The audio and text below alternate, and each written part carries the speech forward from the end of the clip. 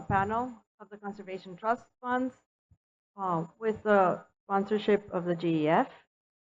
My name is Natalia Arango. I am the Executive Director of Fondo Acción, a Colombian conservation trust fund.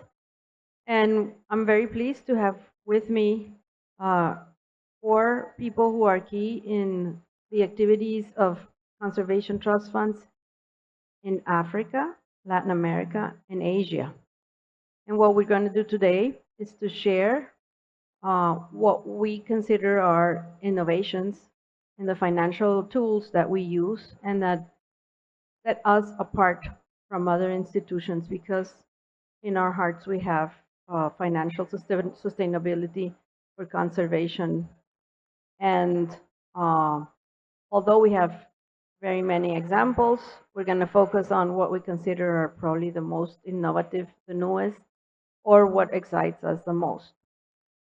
Conservation trust funds, as you know, many of us were created with the support of the GEF, grants from the GEF. In some other cases, we were created to administer debt for nature swaps or debt alleviation agreements like Fondo Acción.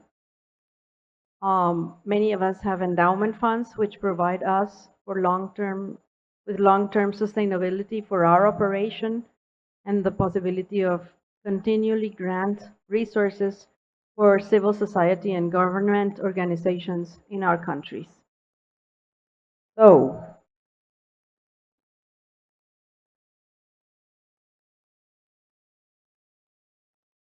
getting old is horrible, right?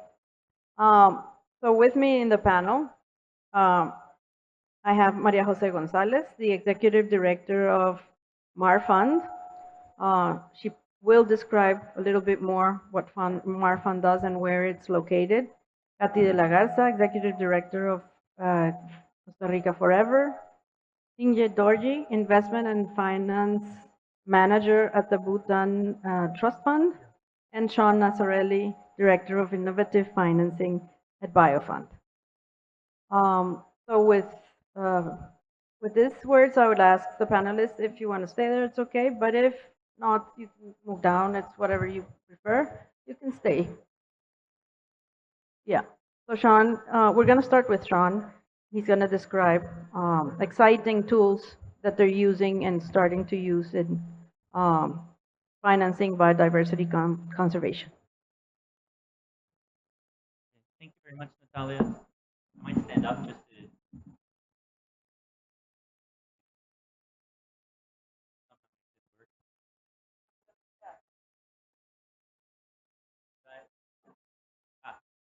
Okay, here we go. Thanks very much, Natalia, for that introduction. Once again, I come from Biofund in Mozambique, which is the Conservation Trust Fund that is national in scale.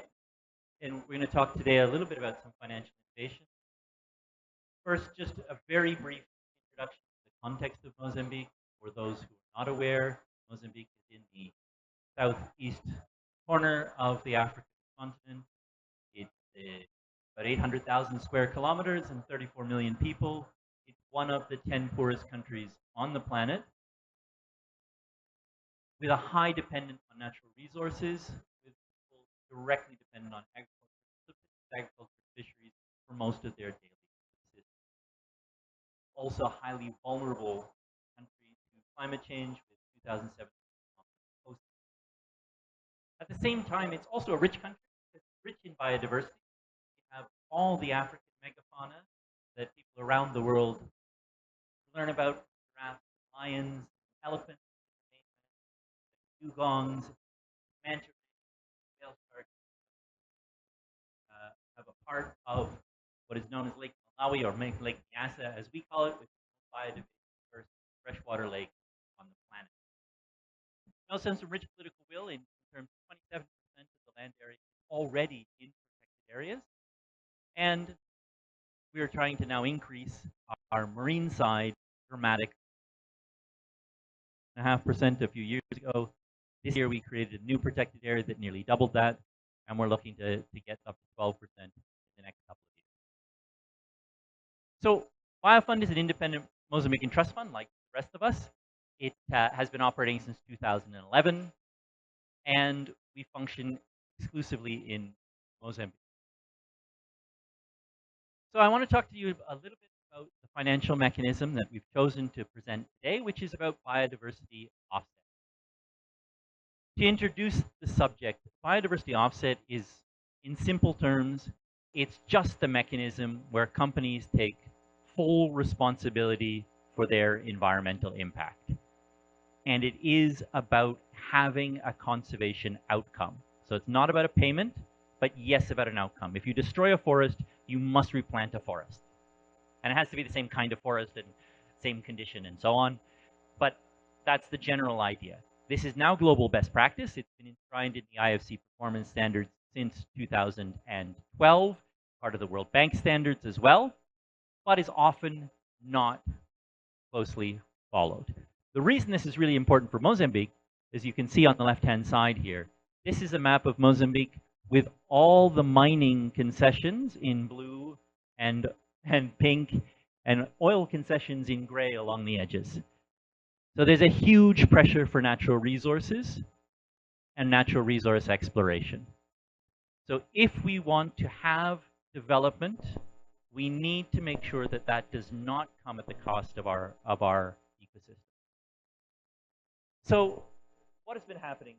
The government of Mozambique, we have been, Biofund, as a conservation trust fund, and other partners like WS have been working with the government of Mozambique for more than 10 years in helping the ministry develop legal regulations for this.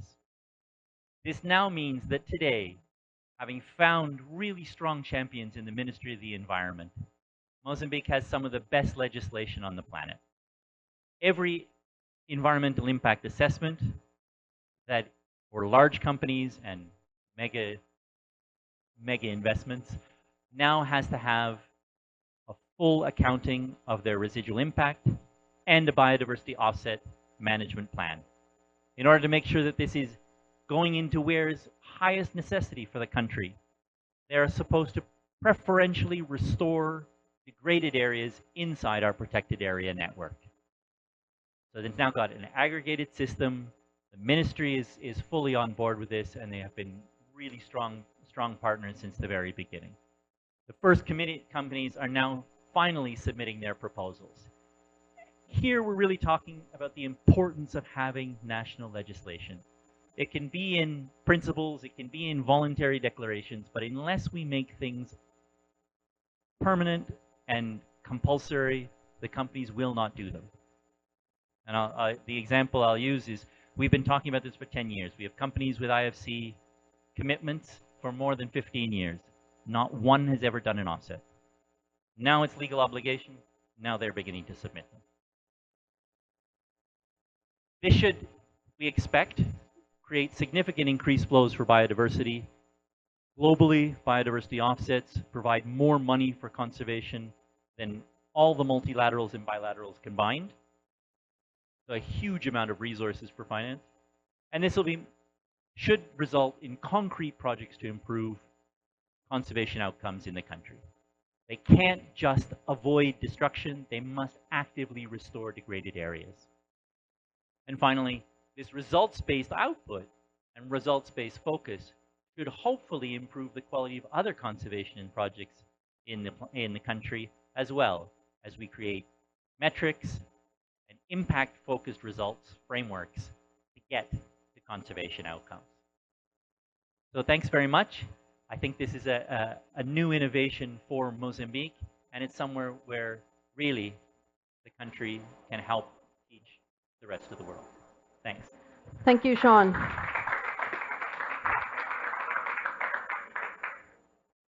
We now continue with the next presentation. No, thank you. And please write down your questions. We'll have time for questions when we finish the panel presentations and the questions. Now we have Maria Jose Gonzalez, Marfund's Executive Director. She's going to talk about a really exciting financial innovation for marine conservation for the Mesoamerican Reef. Please, Maria Jose. Thank you, Natalia. Good morning, everybody. Thanks for the invitation. It's great to be here. So yes, I will speak about the Mesoamerican Reef Fund and one of the activities we are carrying out. Where do I have to point this?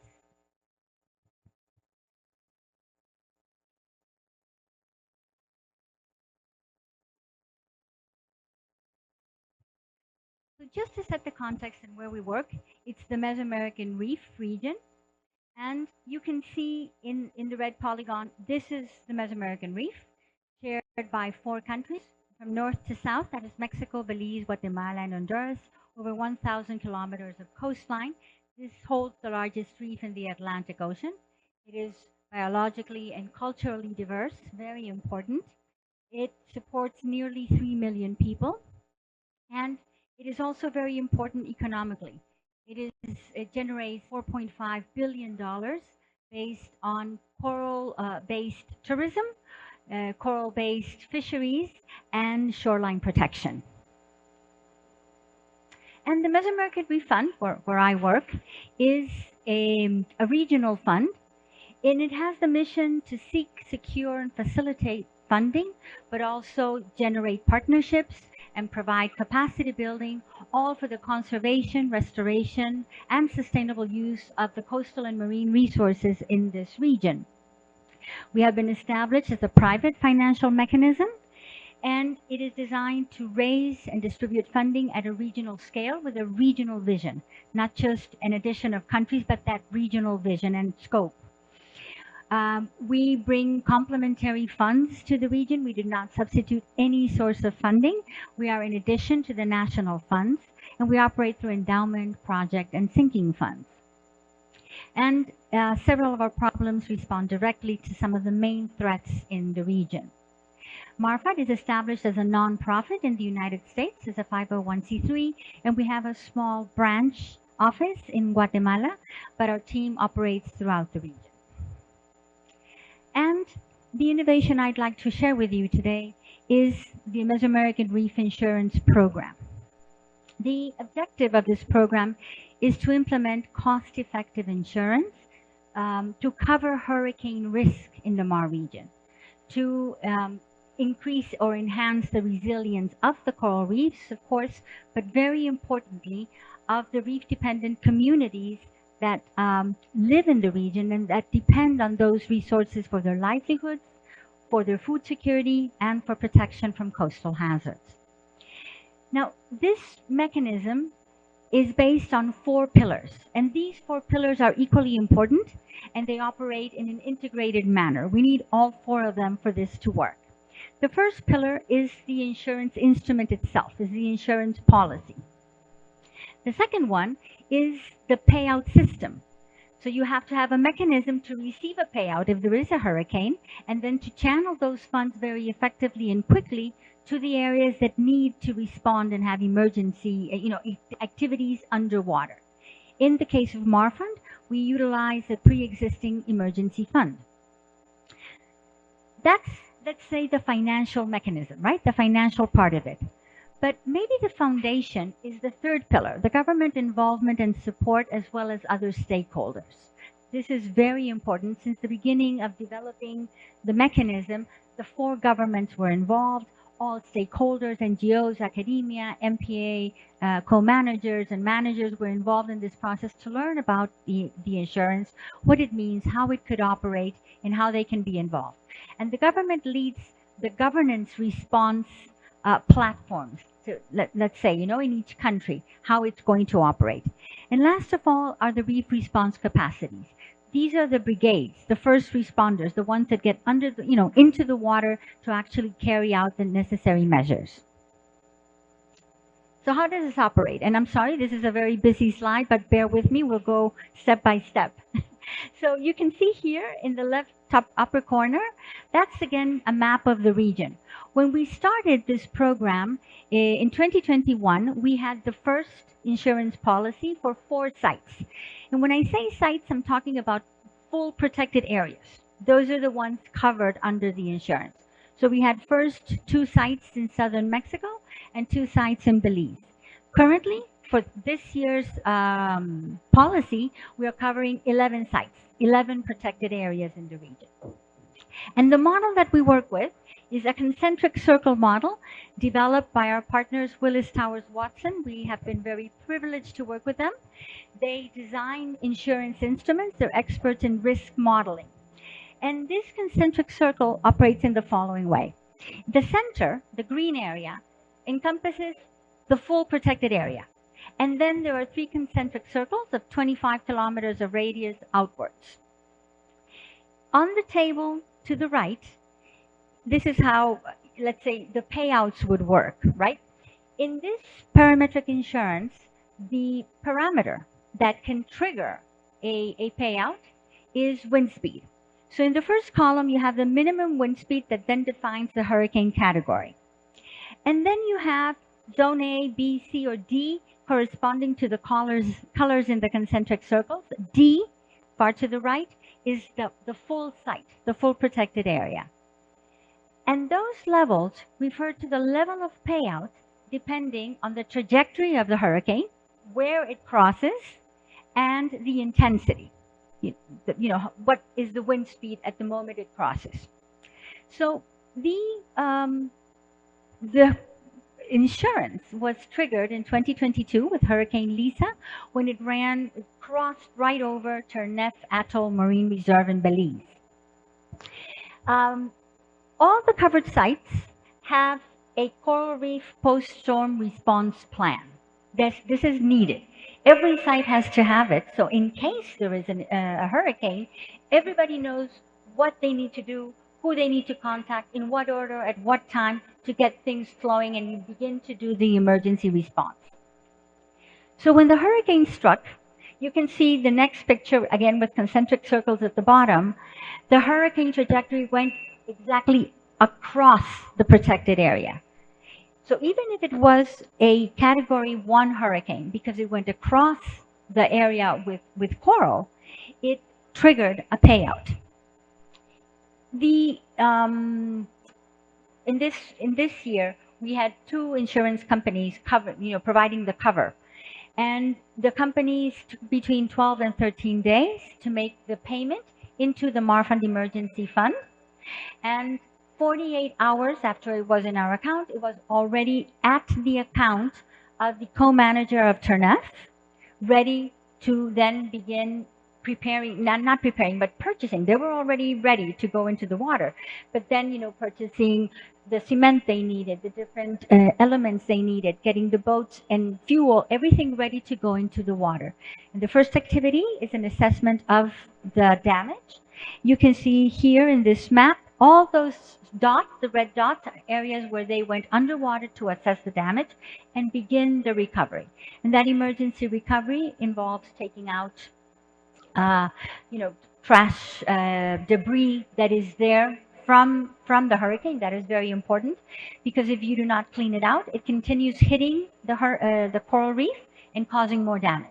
They begin to stabilize corals, or they begin to cement them back and to collect coral fragments that are viable that can then be put in a nursery for further replanting.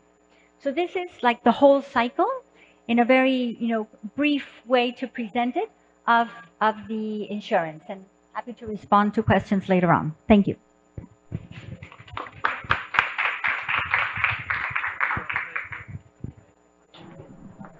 Can you hear me? Yeah. Thank you, Maria Jose. So write down your questions, because she's the expert on parametric insurance for coral reefs. Take advantage of that. I think now we have Katy de la Garza. She's going to share with us a very exciting financial innovation. Buenos dias, good morning. I'm also going to share with you a financial innovation related to the ocean. And I am going to talk to you about the Blue Fund Costa Rica that was also initiated by Forever Costa Rica, another one of the CTFs. So just to orient you all, Costa Rica is in the middle of the Americas, and also we have around 5 million people and 51,000 square kilometers of land, and our ocean is 10 times bigger than our size as the terrestrial size. The map you can see on your right shows our protected areas. We have more than 150. They're different categories, from national parks to all the way to mixed refuge. And the one that you can see on the bottom that says Isla del Coco, that's the one that we're going to focus on more today. But that's just for you to get a sense of the country that I'm talking about. So Forever Costa Rica was created in 2010, and we had the political will at that point. We had a president that declared peace with nature, which is also the name of this conference, and that brought the international attention to the country. Costa Rica has always been known for pioneering efforts in conservation, and they created us, Forever Costa Rica, as the trust fund that was going to take care of the resources that they brought together. So there was a fundraising effort of over $55 million, which included a debt for nature swap between the US and Costa Rica, and also private funds to create another trust. So we had two trusts that began Forever Costa Rica in 2010, done under what we're calling now a project finance for permanence. Right now they're doing 20 more of these, and we have other fellow trust funds that were created the same way. So we're a public-private partnership, but we were created as an association, not a foundation. And the reason I mentioned that is because in Costa Rica, foundations have to have government present in your board. An association does not. So we're fully private, even though we do have a public-private partnership with the government. So we created a conservation plan with them, we work together with them, but the decisions are made on a fully private scale. Right now we manage more than 60 million in endowment funds that include debt for nature swaps and a private trust fund and sinking funds. But the reason I want to mention these percentages down here is that when we were created, the CBD goals were, the goal was to have 17% terrestrial and 10% marine protection in the countries. Costa Rica, at that point when we were created, we had around 2% marine and 25% terrestrial. Costa Rica has had protection of its terrestrial areas since the 1970s in a very high scale. So when we were created, the money's never enough, but at that point, at least we were like, okay, the marine trust fund we had was much smaller because we were only trying to get to 10% marine protection. The goals changed. Now we're all with the 30 by 30, and Costa Rica declared in 2021 30% marine protection. We went from 2.7 to 30% in one day, and we had no additional resources and no additional, and when I mean resources, it's financial and also human. So this is the innovation I want to tell you about. It's called the Blue Fund Costa Rica. So in 2021, we had the past government administration declare the 30%, which was necessary and bold, and then they changed in May. So 5 months later, the new administration comes in and they inherit the declaration of the 30%. There's no additional funding. So, and it's a new government, they're trying to be like, oh, what are we going to do now, right? Like, should we, and then the fisher communities were also fighting the 30% and saying it was not done the right way. So we saw an opportunity there. We had a new government with no additional resources. We also had Costa Rica as the co-host with France of the UN Ocean Conference that's coming up. So that gives us a lot of visibility.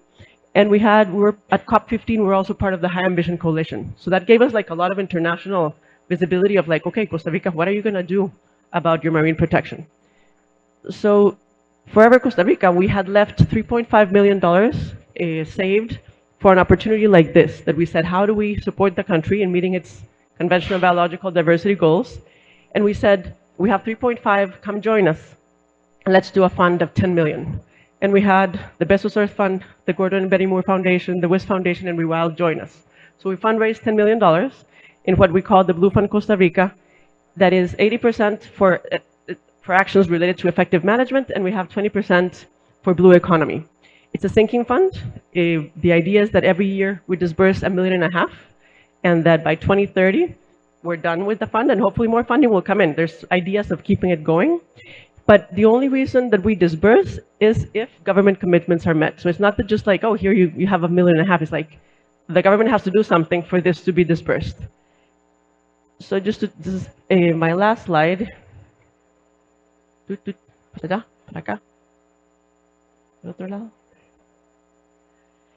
the commitments we had with the government was 20 plus commitments. So it's a lot of commitments, but also realistic commitments. So what we asked the government was, you cannot diminish the budget of the conservation area of the oceanic MPAs that we expanded. The government has to at least keep it at $2 million. That was the budget we were looking for. This was hard because after COVID, our budgets were slashed like many of your countries. So it was hard, but we're like, if you declare an area that goes from 2.7 to 30% and don't at least keep the 2 million, we can't put in $1.5 million more if at least we don't have that to work with. We also asked for increased staffing, and that's going to happen scaffolded. Every year they have to put in between 3 and 2 people to the conservation area. The MPA expansions must stand. The fisheries sector and the national system of protected areas share data and collaborate. And because if not, because another challenge is the absorption capacity. Can we really absorb this? So this year, after all of these negotiations, all of these government commitments were kept. So right now we're finally making the first disbursement of 1.5 million. It's actually happening in the past month and a half. So we're very excited that this is actually going on. But every year we have to check if this can happen or not. And the strengths of this is that this is a private fund. We have an oversight committee and a donors council. The oversight committee has donors, it has the Ministry of Environment, it has the Fisheries Authority, it has all these different stakeholders sitting down and making the decisions of what's best for those oceanic MPAs. And we have a donors council where the Ministry of Environment can sit, he has a voice, but he has no vote. So that also, it takes it away from politics, right? We don't want this to become a political piñata, like we say in Spanish.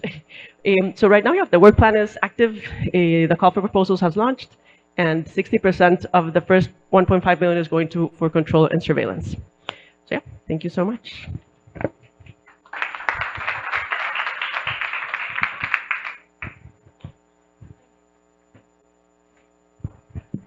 Thank you, Kathy.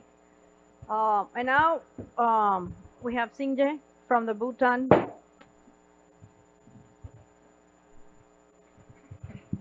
See? From the Bhutan Conservation Trust. Singje, please. Oh, hello. Yes. Good morning to everybody. Now I think from the coastal marine we are going to the high Himalayas. And I think my presentation will be very different from what you have presented. Our country is said to be green, and we do not have much of the minings or gold minings or coal minings, so we have no offsetting business here. So, so this is the this is where Bhutan is located. We are a very small, tiny country in Himalayas, and we have two huge populated countries, China in the north and India in the south. And on the right side, we have the protected areas in Bhutan. And most of the works that I will be presenting hereafter will be within these protected areas. And so we do have around 69.70 forest cover, and our constitution demands to have 60% of forest cover for all times to come. So we are well above the constitution's required mandate, and our protected area is 52% of the land mass, and we have huge faunal diversity. So this is Bhutan Trust Fund. We were established in 1991, and as an independent body for grant-making body, and we are governed by a royal charter. Initially, we were issued in 1996, and then in keeping with the changing times, our charter was revised in 2021. And as per our charter, these are the 4 mandates, and we have to work within these 4 mandates, whatever activities we initiate. So this is how we all began. This left-hand side is the initial donor contributions that we have received as an endowment fund, and the right-hand side we have as of September 30, 2024. So our endowment has grown to 82 million after spending around $30 million in the grants. So here at the bottom are our donors, and GCF.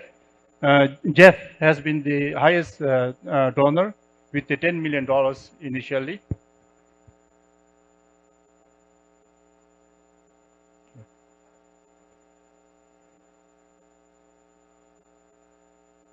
Okay.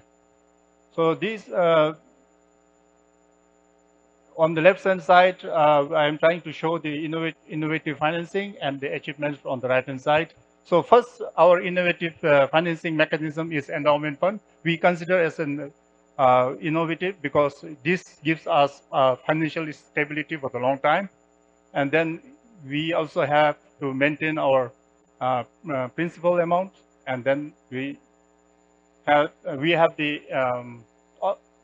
liberty to plan ourselves for the future conservations. And the second innovative financing is a sinking fund we consider, and we have 3 projects under this. So this we have one from the GCF, one from the adaptation fund, and then another adaptation fund is small small innovation fund. And then third one is the PRI project. This is new concept to Bhutan.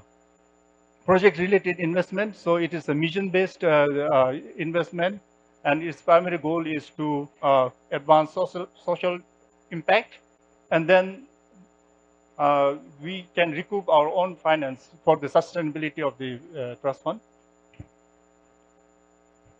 And then the third one is not really our innovation, but we are part of this innovation.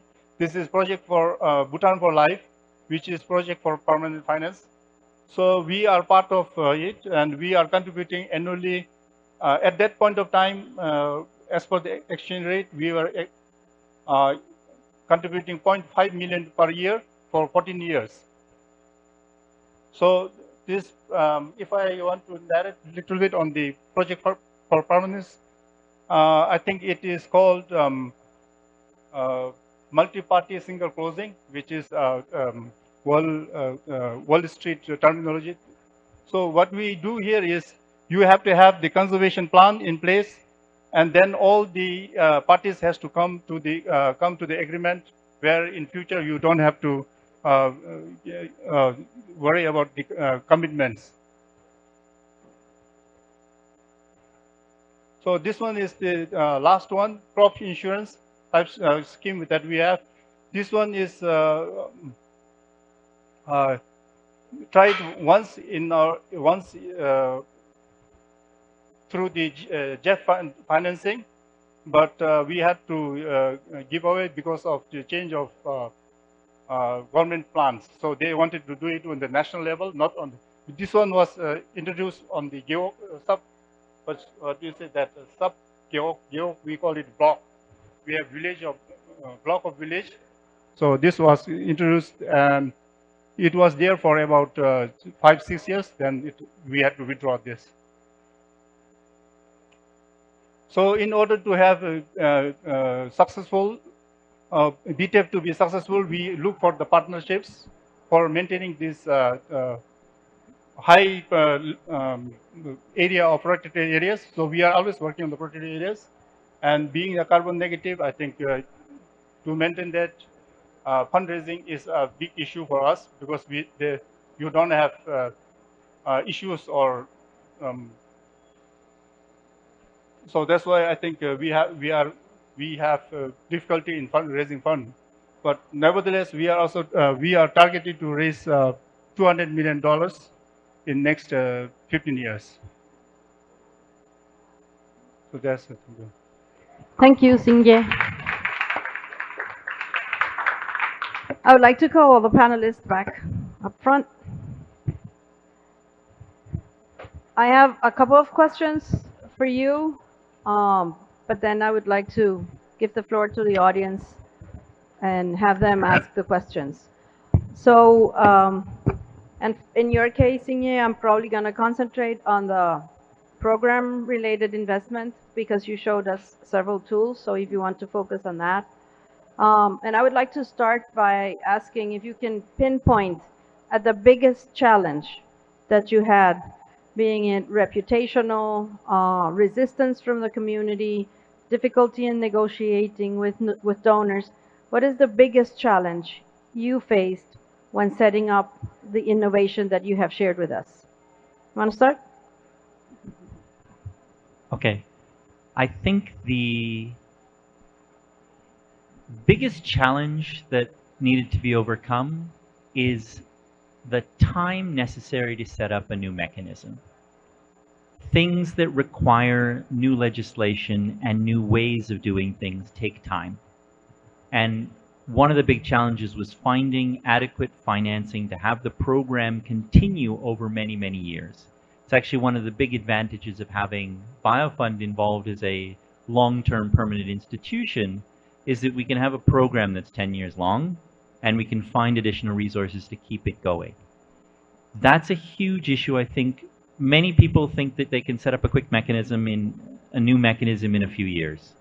And my key lesson to share here would be, it's going to take time. You need to stay the course, and you need to be consistent in implementing it over a good period of time. Thank you. Maria Jose? Thank you. I think the biggest challenge was bringing this new initiative and having agreement and buy-in from local, from the national governments and stakeholders, right? And insurance, and specifically parametric insurance, is not something that is widely adopted in the region. Now there are some examples of parametric insurance for agriculture, for example, but in applying it to coral reefs, it was difficult to understand. And then we had to adapt as we moved on with the design of the mechanism. Currently, we have a policy. It's a regional aggregated policy, and MARFund is the policy holder. We purchased that policy. And that was something also that we needed to discuss, right, with governments, because they would say, well, why are you buying the policy for my country? And it's, well, first, we do have an interest, right? We have we are created to operate in the Mesoamerican Reef for its conservation. So we do have that interest, and we can purchase the policy. And then, you know, just discussing how it made money sense to have a policy that is regional. The cost is lower than going country by country. And operating in each country would mean then that you have to buy a policy within the insurance structure of each country. And that has added, let's say, complications. This was like the easiest way around to carry it out. And I think once we got through the first pilot, we were able to see, you know, that governments are happy with the initiative. They're into it. We have buy-in, and they understand that this is something that can provide funding that is not available to respond to an emergency. I want to say that it has been very, you know, it's been great to work with the funders that have trusted this process and that have helped us in this phase. So KFW, the Insu Resilience Solutions Fund, Ocean Risk and Resilience Action Alliance, UNEP and its Adaptation Fund, and ICRI UN Small Grants Program, all, I think, were willing, you know, to come with us to trial this and go through this process of working with the national governments to get to this place. So that, I think, was the biggest challenge, and new things always pop up, but that was the big one. Thank you. Kathy? Thank you. It's hard to, when you say one challenge, I'm like, there's so many challenges when creating the Blue Fund, but I'll mention the expansions. I guess like in many other countries, were tense, right? When expansions happen, especially when it goes from a 2.7% to a 30%, there's a lot of tension, there's a lot of actors. In our case, the expansion has a national park, but it also has a huge marine management area. And the way that the expansions were done, the fisheries sector did not feel included. So now that the expansions have been done, they're by decree, it's happening. Now we're building the management plan, and the management plan has to be done with them. They're the main users, so we need them. We need them to believe in this. If not, it's just going to become a paper park. So that was a huge, at the beginning of the Blue Fund, it was a huge challenge because we were trying to get them to sit with us, and we really wanted them to be a part of this. So it took a while. It took a while. It took a lot of meetings. It took a lot of tense discussions between sectors that usually don't sit with each other. But as a conservation trust fund that is apolitical, and we were not involved in the expansions, that really helped us be able to bridge that. And right now we have the fisheries sector sitting there. We have the different government sectors sitting there, civil society, NGOs, and it's moving forward. We hope to have it finished by December, the management plan of the big marine protected area. So, but it's taken a while. It's taken a lot of meetings, we have a conflict resolution person that has been helping us throughout the process to really, and neutral. He's neutral. He was actually agreed to by all the parties that it would be him. So it's been tense, but it's moving forward. But yeah, it's been a big challenge to get all these different actors in the same place to really build this management plan. Thank you, Kati. Singjay? Hello. Yeah. Hello. Uh, the program-related investment is a new concept in Bhutan Trust Fund, and we do not have experiences from the field, but from the policy level and from the institution level, I think the biggest challenge is we don't have a fund for the PRI set aside, and we are working on it, and we are gradually going to allocate fund from our endowment fund. But as of now, as per our experience from the normal grant, we have been receiving so many grant proposals, and we have limited resources, and we have a huge challenge in order to allocating the grants. And for this, we are working with the mitigation facility, action facility, and we are working to secure around 5 million euros from them. And then maybe in the next few years, we will be comfortable to give more grants to, not grants, but loans for their investments. Thank you. So I'm hearing common challenges basically related to fundraising, but more to the need of allocating enough time to set up these innovations. So yes, we are innovative. The reason why we're here is that we have a strong partnership with the GEF because we can provide that kind of patient investment because we're built as a sustainable source of funding. And that is an asset that we bring to the table for funders. So despite the fact that we are built to do that, we have to make sure that we have the necessary time to build these new tools and have them operate properly. I would like to ask if you were going to, if there's someone from a new fund or another organization that comes to you after the talk for advice on what to do in terms of financial innovation in general, what you would you give them as advice? Singjay.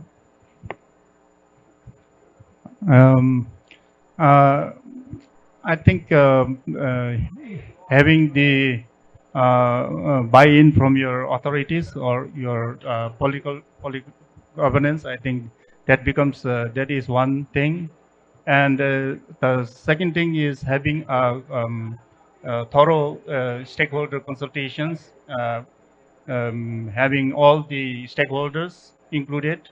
I think that gives another leeway. So I think these are the two most important things that I would suggest. Thank you. Kati.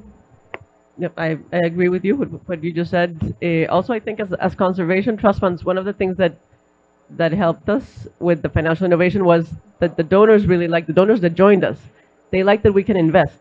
So as conservation trust funds, we can invest with low risk, right? It's not that we, but the good thing is that the 10 million raised for the Blue Fund is going to conservation because we can invest.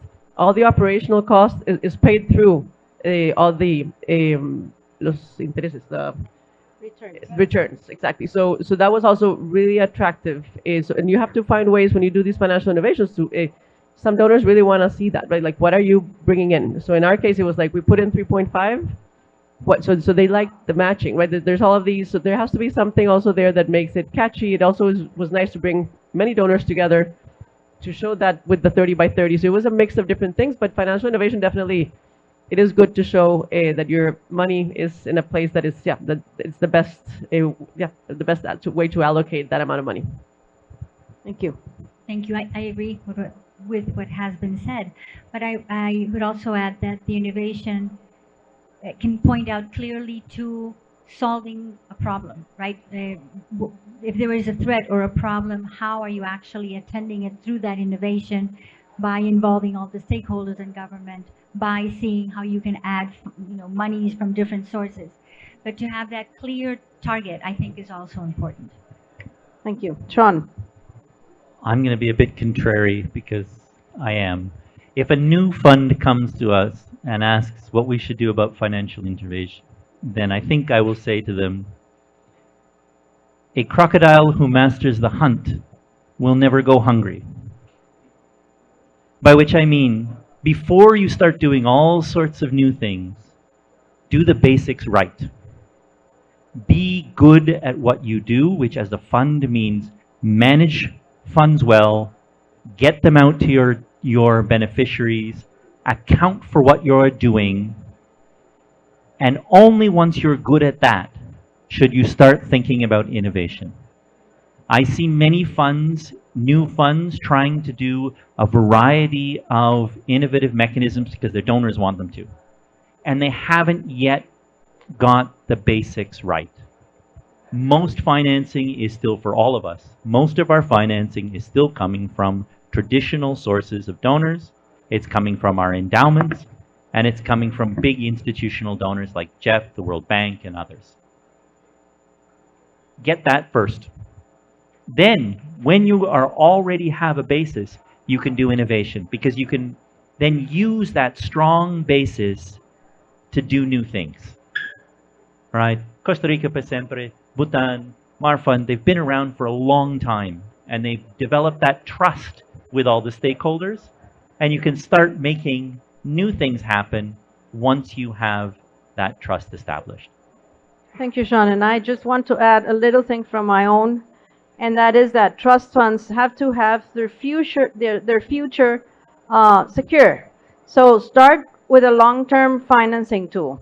Because you want to learn, you want to be there for others, and in order to do that, you need to make sure you have the funding to be a permanent solution. So if you could choose on where to start with a financial option that ensures your operation in the long run, lowering the cost for new projects and new donors. And that usually comes with endowment funds. So if you can secure endowment funds for your establishment, that's my advice. So thank you, panelists. At this point, I would like to open the floor. Do we have questions?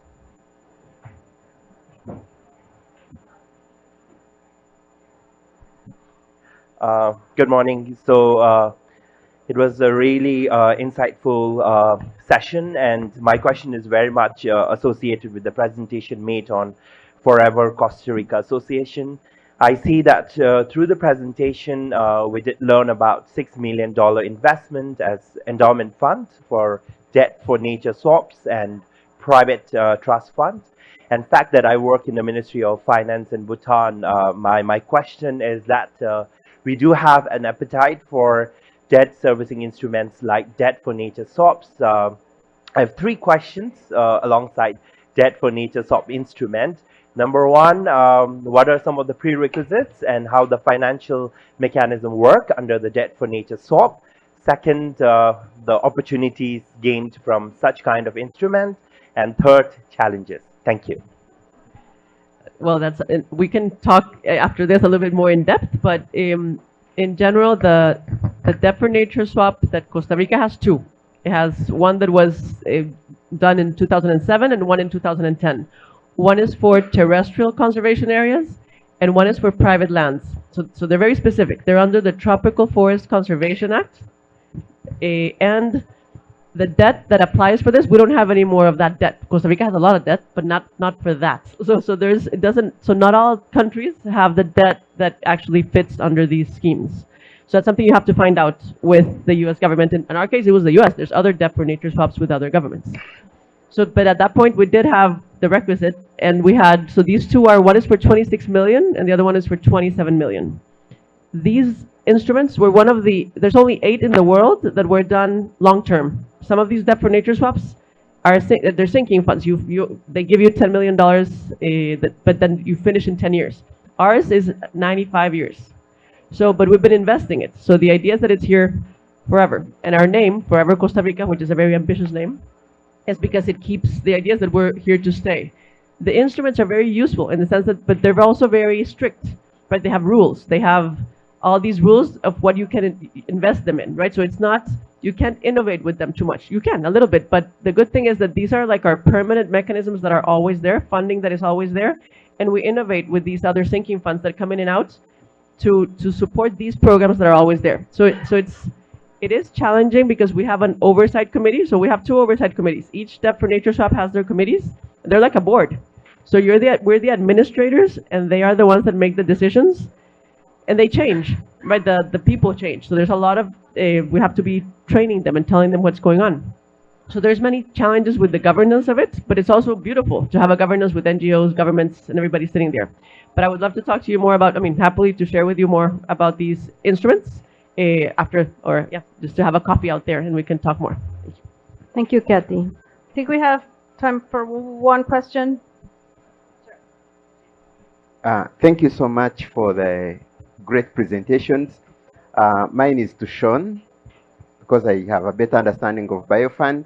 I thought you could say more about how the offsets programming, the offsets as an innovation, becomes a tool for fundraising. And just part B of the question is to others to speak about how they work with other governments. So we are CTFs, we are independent, but in Uganda, we work with government of Uganda, we work with the government of the kingdoms. We have a representative from the kingdom of Buganda, one of the biggest, and we are doing an offset that sort of tries to correct the wrongs of the former developers, because Buganda Kingdom is within the capital, Kampala, which is an industrial area where everybody is residing, and we are working with them on a tree planting campaign across the whole kingdom to sort of offset the damage that was done by people before we were even born. So how do you work with other governments, or are you totally independent and therefore working as, so to say, islands within the spaces? Thank you. Thank you. Sean, do you want to start with the offsets? I'll start with the offsets. I think that's an interesting case, and I think it's really key. New financial mechanisms require investment to make them work. The offset mechanism in Mozambique, the government of Mozambique took it on very early and wanted this to happen. They created a structure within the Ministry of the Environment specifically looking at offsets. But it's required years of training. There have been 1,500 people involved in training over the last 8 years. This requires money. It requires technical assistance. This requires money. What's great about having for example, offsets or a mechanism or something new is it does attract donors. It does make it interesting for them to place as part of a program is doing something new and different. It helps you raise funds, which is really critical because, as I say, we've been working on biodiversity offsets in Mozambique. The country's been talking about it for 10, 12 years now. Only now are the first projects being presented for approval. So far, it's not generated any revenue, but it's certainly generated costs. So it's very critical from the beginning. You need to find resources to support the creation of those mechanisms, and like we said earlier, for the long term. Thank you. And I'm going to direct the question of working with governments to Maria Jose, because she has many as part of MAR Fund. So well, yes, in our case, we worked in the region. So we worked initially always with the governments of the 4 countries where we are based, which is Mexico, Belize, Guatemala, and Honduras. But I'm happy to say that we're also, with the insurance, working with governments in the wider Caribbean. So we're working with Colombia. We're working closely with Fondoacción to replicate that initiative here in San Andres and Providencia. And we have been working with another regional environmental fund, the Caribbean Biodiversity Fund, to try to replicate and expand the insurance in the insular Caribbean. So, you know, all these areas have wonderful coral reefs. We have the same threats affecting the reefs, and we think this is a tool that can be used in other regions. So we're expanding work there, not directly with the governments, but with the CTFs that operate in these regions and that have that access to the governments. Thank you so much. I think we're finishing our panel. Thanks to the audience for your questions and your interest in this topic, and to our panelists. Have a nice day.